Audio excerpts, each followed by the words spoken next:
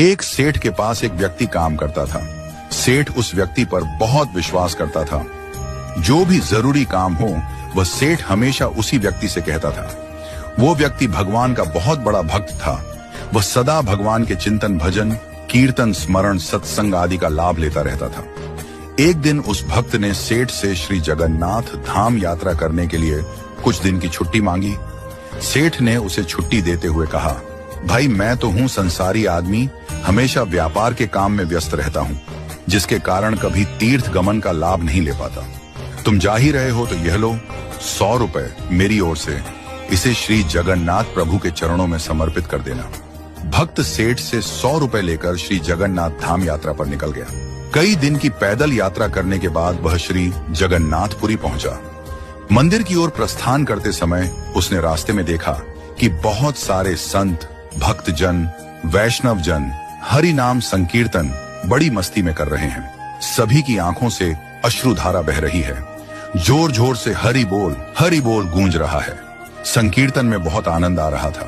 भक्त भी वहीं रुककर हरि नाम संकीर्तन का आनंद लेने लगा।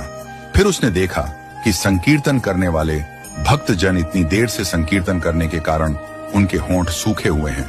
वह दिखने में कुछ भूखे ही प्रतीत हो रहे थे। उसने सोचा क्यों ना सेठ के 100 रुपए से इन भक्तों को भोजन करा दूं।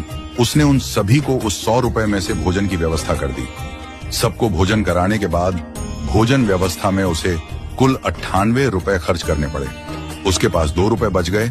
उसने सोचा चलो अच्छा हुआ, 2 रुपए जगन्नाथ जी के चरणों में सेठ के नाम से चढ़ा दूंगा।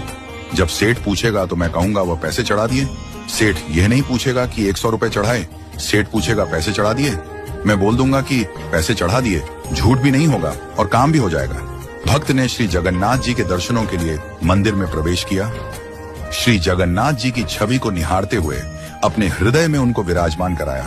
अंत में उसने सेठ के 2 रुपए श्री जगन्नाथ जी के चरणों में चढ़ा दिए और बोला, यह 2 रुपए सेठ ने भेजे हैं। उसी रात सेठ के पास स्वप्न में श्री जगन्नाथ जी आए और बोले, सेठ तुम्हारे 98 रुपए मुझे मिल गए हैं।